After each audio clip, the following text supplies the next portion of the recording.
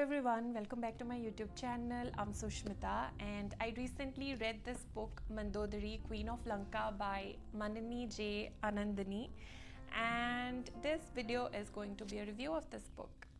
So Indians, I think all Indians know who Mandodari is, and if you have read the Ramayana, you know that Mandodari was the queen of Lanka. She was the wife of Ravana. But despite being the wife of this person that we deem evil, that human beings deem evil, she is known as a Sati. She is considered as one of the Pancha Satis who are considered pious and are revered. So why is that? So how does a person who's married to a person who's known to be very immoral, aggressive, and someone who abducts another woman, how does a wife stay loyal to such a king, to such a husband? That is very beautifully explored in this book. The book first takes us through the life of Mandodari as a young girl at her parents' place. She is the daughter of Mayasura, the ruler of Maharashtra. Her father is a renowned architect and her mother is a beautiful Apsara, Huma.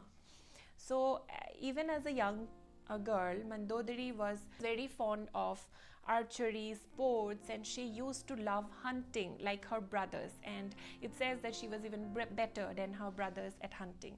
So as a teenager, she slowly discovers what love is, and then one day when this special guest visits their place, the Shanan, she sees him and falls in love with that person at first glance. It seems that the Shanan also falls in love with Mandodari and he extends the proposition of marriage to Mandodari's father, who accepts it, and then Mandodari is wedded off to the Shanan and she becomes the queen of Lanka. And there begins her journey of struggle.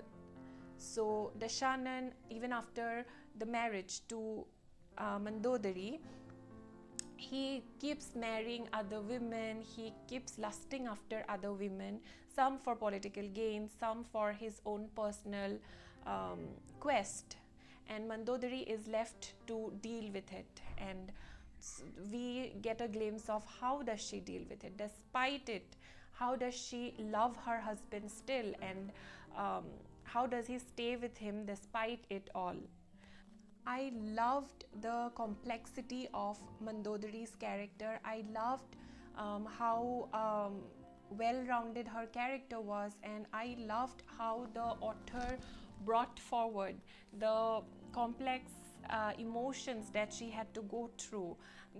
Getting married because you loved someone, falling in love with someone, and then having to deal with that person marrying so many other women and then lusting after other women, and then having to be stoic and accepting of it all, being a queen, and then having to accept your husband fighting in a war where he's clearly portrayed as the one on the side of adharma, watching him get betrayed by his own family and then trying to steer him in the path of dharma, but him not listening to you, and then also having a secret that you were so scared to reveal to your husband. All these complex emotions and all these complex situations that Mandodari had to go through, and with such beauty the author brings it all for us, that it's such a lovely read. So the relationship between Mandodari and Ravan is shown to be a very volatile one, because Mandodari is scared of Ravan at times. She is worried so as not to anger him, so as not to irritate him. So she is very conscious and she is very careful as to what she can say to Ravana. But despite that, she tries to steer her husband towards righteousness. She tries to advise her husband to do what is right. Now, as far as the writing style of this book goes, it is very simple and to the point writing, and I loved it because it's a very fast paced read. You can read it in one sitting if you have time.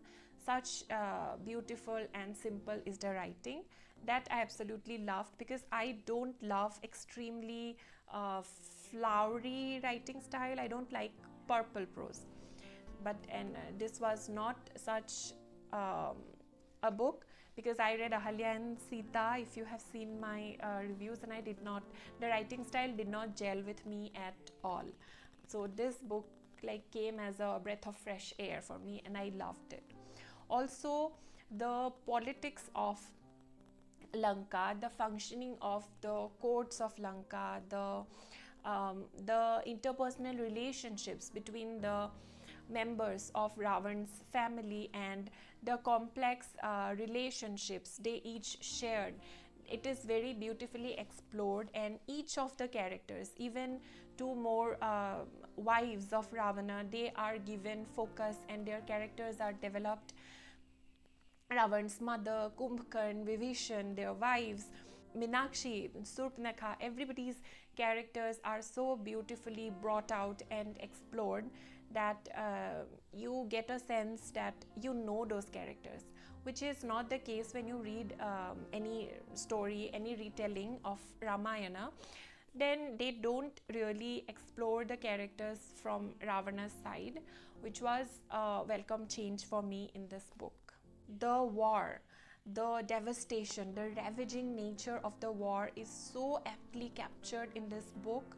The pain and the agony of losing your loved ones, your sons, your husbands in war, that is so heartbreakingly captured, that even though you know that your husband or your son is in the path of adharma, it does not lessen the pain of losing them. It does not lessen the pain of seeing them dead in war and being killed so brutally in war. And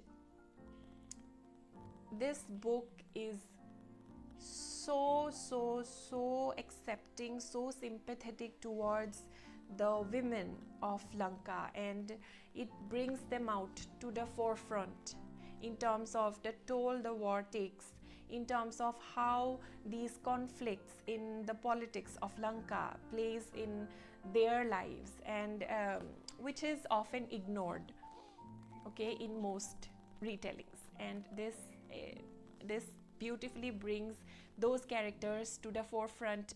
These beautifully captures the emotions, the struggles, and the lives of these women who are most of the times left as a footnote or as a background, as background characters. And this was such a lovely book. I tried to find reviews of this book on YouTube before buying this, but I could not find any.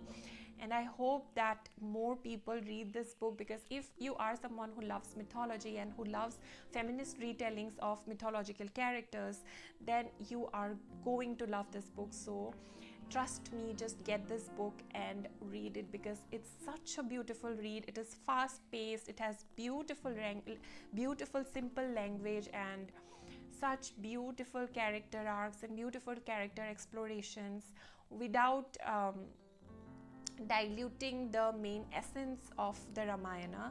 This book is a brilliant retelling, and I absolutely love it. And if I have to rate it, I think I would rate it a 4.5 stars. So yeah, it's a lovely book. Please give it a try. And if you have watched my review till now, then thank you. Keep watching, like my video, share it among your friends, and subscribe to my channel. Bye.